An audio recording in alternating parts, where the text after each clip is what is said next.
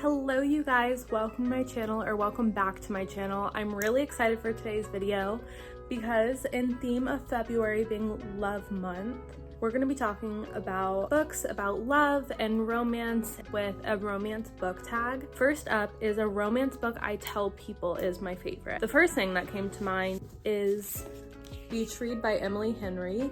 This is a gorgeous copy that my dear friend Sam got me for my birthday, and I will treasure it forever. I also get all of my friends who have read this gorgeous copy. This book is about Augustus Everett and January Jones. They are both authors and they've known each other over the years, and she kind of always felt like he thought her writing was less than.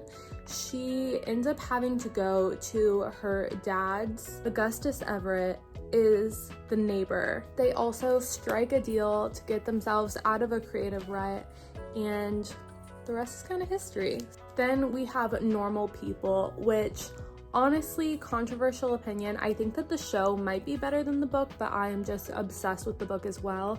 I watched the show first, but going through this and getting more of kind of Connell's perspective was so fun. So I do recommend that you read the book first, but the show is also there. This book is about Connell and Marianne. They start out in high school in this book, and they sort of have a situationship. Marianne is hated by all of their class in Ireland, and Connell is loved by everyone. Then they kind of have a moment in high school, and then they see each other again later on, and the dynamics have changed, their personalities have changed, but the connection is still there. And that is all I will say. I think that this one isn't necessarily just a romance book. It falls more into like the contemporary fiction category, but their relationship is so realistic and complex, and you like hate their decisions, but you love them so much. And yeah, it's really complicated, but I think it's a beautiful story of two people that love and care for each other, and the way life just sometimes gets in the way. A book that is your guilty pleasure. I would categorize the Addicted series as my guilty pleasure because is it the best writing in the world? No.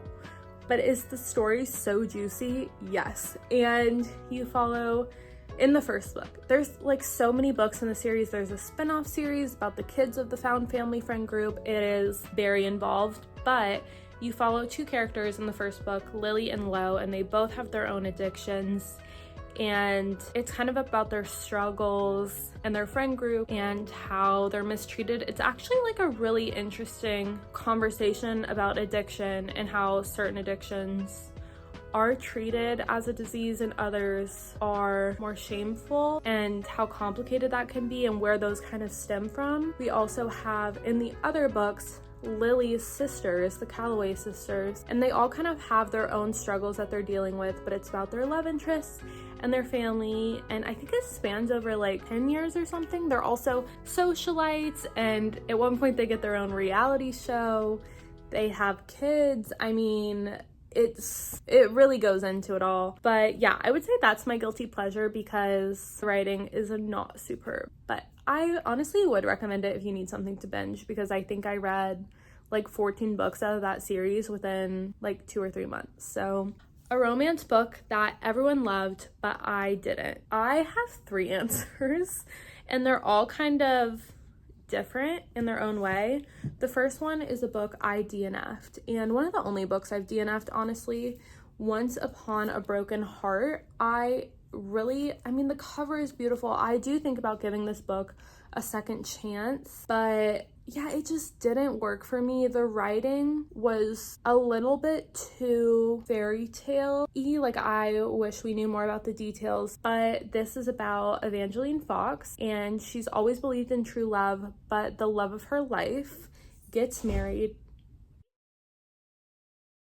I literally thought someone just broke into my apartment because my roommate is at work, but one of her cats closed her door. I thought it was the front door. That was so scary. Basically, she finds out that the love of her life is marrying another person, and so she goes to make a deal with the Prince of Hearts, I believe, and then she soon after discovers that bargaining with him is not all it's made out to be. I think that it's a super interesting concept, and I also never read the like prequel to this one, which is the Caraval series, so maybe that's why I didn't love these books, but yeah, I really wish I had. And next up was Twisted Love by Anna Wong. This, I'm pretty sure, is like a best friend sister romance, but it gave like creepy vibes to me. I don't know, he like moves in next to her, I think. I wasn't about this book. I didn't like the writing. It was a little too Wattpad-y. It was a little bit too creepy, but I know a lot of other people love it. So then we have Wild Love. I read this in the first book of this YouTube channel, so it does like weirdly hold a special place in my heart. But I think for me, this one just fell flat. I know everyone loves this series. I love the single parent trope, but this one just kind of fell flat for me. I didn't believe it. I don't think I really liked either of the characters, and I didn't like the way the single father in this book talked to his daughter. I thought it was really weird and it took me out of the story, and yeah, I just kind of like didn't like it, honestly. Next up, we have a romance book you read the fastest. I put down the Addicted series because, like I said, I read like 14 books inside of just a few months. I've never read books that fast. I have to give it to that one. If I had to say another book, I would probably say maybe ACOTAR. I read that one really fast and remembered loving it. I would also say the first Throne of Glass book. I don't know if I'd necessarily count that as a romance book, but I did read it surprisingly fast and I enjoyed it a lot more than like people said that they did. So, ooh, a romance book that I think deserves more hype. I only have one copy of the 3 books I'm going to talk about. The first one is Tom Lake. I think that this one is more of a contemporary fiction book, but I'm going to include it in this because I think that the way that this book depicts love is so important, honestly. I think she has this great tumultuous love, the main character in this book, but that isn't necessarily always the love that you should choose. And so this book is about a mom, and her name is Laura. This is set in 2020. It's also the only book I've read that like talks about COVID, which was kind of weird. But her 3 adult daughters are home and they figure out that their mom has dated this like really famous old rock star that's known for being a player, and they're like telling her, please tell us, please tell us. It also takes place on their family's cherry orchard in Michigan, and I grew up going to Michigan every single summer and it just held a really special place in my heart. I think also this has dual timelines, so it's Laura talking to her 3 daughters about this love affair that she had with this rock star, and then it's her in the place of dating this guy. Actually, is he an actor? You guys, he's an actor. He's not a rock star, but he's this really famous guy, and the girls are like blown away, but then you kind of see that this romanticized version that the girls have created in their head wasn't necessarily all it was cut out to be. Then we have 28 Summers. This book, I read it in I think like 2 sittings, sitting on the beach. It was the perfect place to read it. It's I think my first Ellen Hilderbrand, and it's set in Nantucket. It's about a woman whose little brother has this best friend, and little brother, they're like all adults, but it's her brother's best friend, we love, and she meets him one summer and they kind of have this like weekend together that is so amazing. And then for the next 28 summers, no matter where they're at in life, no matter they have kids, they're married, doesn't matter, they meet up for this weekend in Nantucket at her cottage over 28 summers. And I'm pretty sure it made me cry. Like,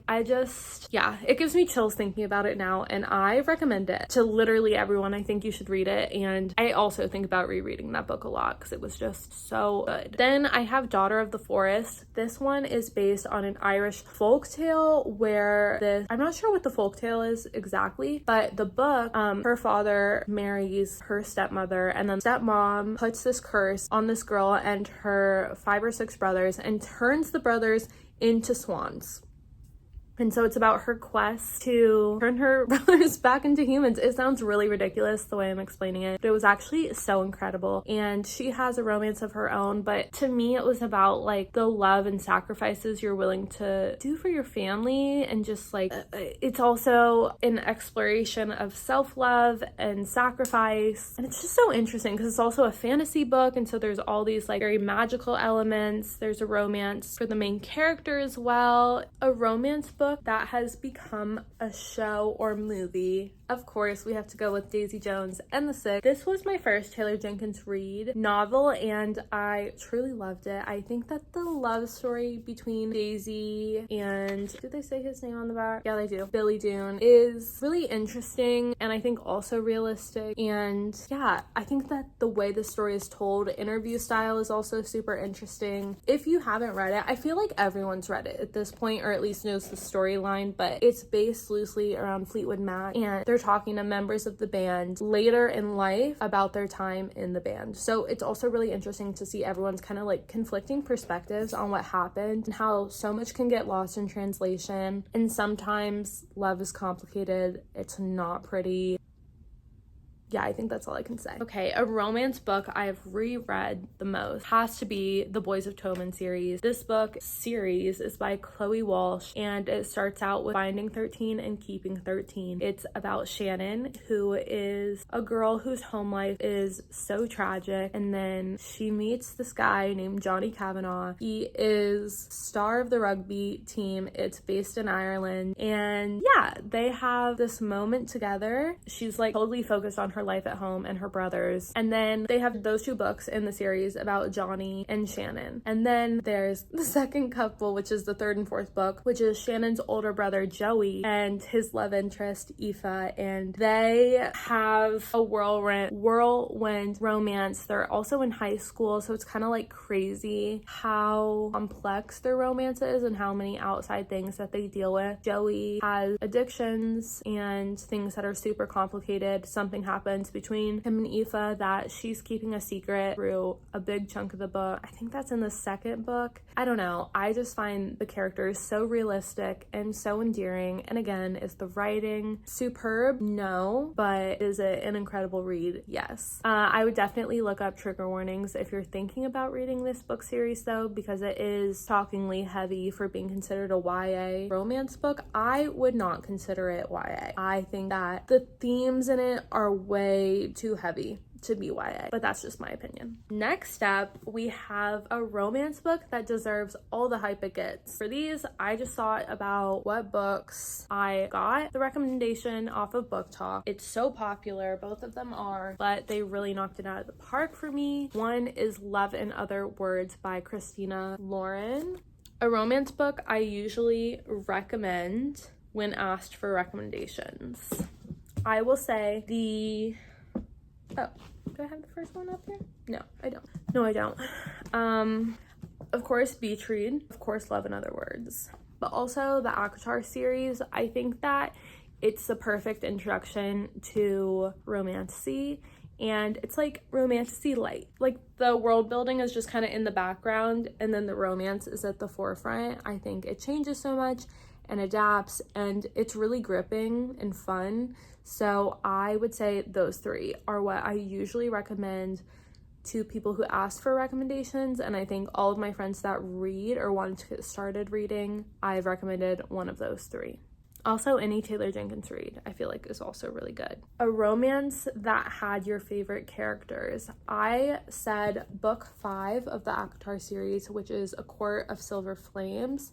This book follows Feyre, who the first 4 books are about, her sister Nesta, who is kind of an anti-hero, I would say. And yeah, I just loved her. I think she's very hated online, which honestly surprised me when I found that out. I am kind of a Nesta apologist, just because I think that at face value, of course, what she's done is wrong. She hasn't made Feyre's life easy at all, but when you look a little bit behind the curtain, there's so much more there, and I think she has her reasons. But I do think it's an incredible book and character. And I would also say Magnolia Park is another book that has some of my favorite characters in it. I think Magnolia at face value seems super shallow and overly sensitive and spoiled, but when you look a little bit behind the curtain again, you see this person who has gone through a lot despite her privilege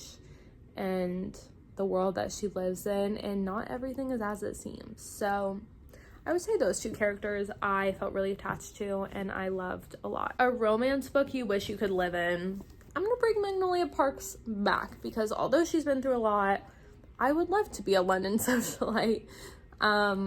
Maybe for a day, for a week, but yeah, I would love to be in these books. And the found family, again, I love found family. A romance book I thought I would hate but ended up loving has got to be Funny Story by Emily Henry. I love Emily Henry's books. I'm actually looking, I don't have a physical copy. I read my roommate's copy, but I had just heard like so many mixed things about Funny Story. I've also never read a roommate love story before this point, but basically the two main characters' significant others end up having an affair, and so our female main character has nowhere to live because her fiance, who she was about to marry, she finds out is having an affair. She moves in with the guy who was like with the mistress basically, and it's their love story. It's forced proximity. It's actually really hilarious.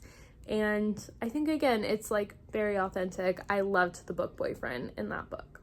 A romance book that made me cry. I can't talk about why. I can't explain at what part. But I cried. I sobbed like a little baby, actually. It was not cute. It was not a cute cry. It was not a fun cry. I will also say My Policeman with the caveat that this is not a fun, cutesy, happy romance. And one of the reasons why I cried is because I went into this book. I'd only seen that Harry Styles was going to star in it. I actually still have never seen the movie because I went into this thinking it was like a rom-com for these two guys that fall in love. And it's based in Brighton. I was in Brighton, or going to Brighton, I think, right before I read this. And it's not a rom-com.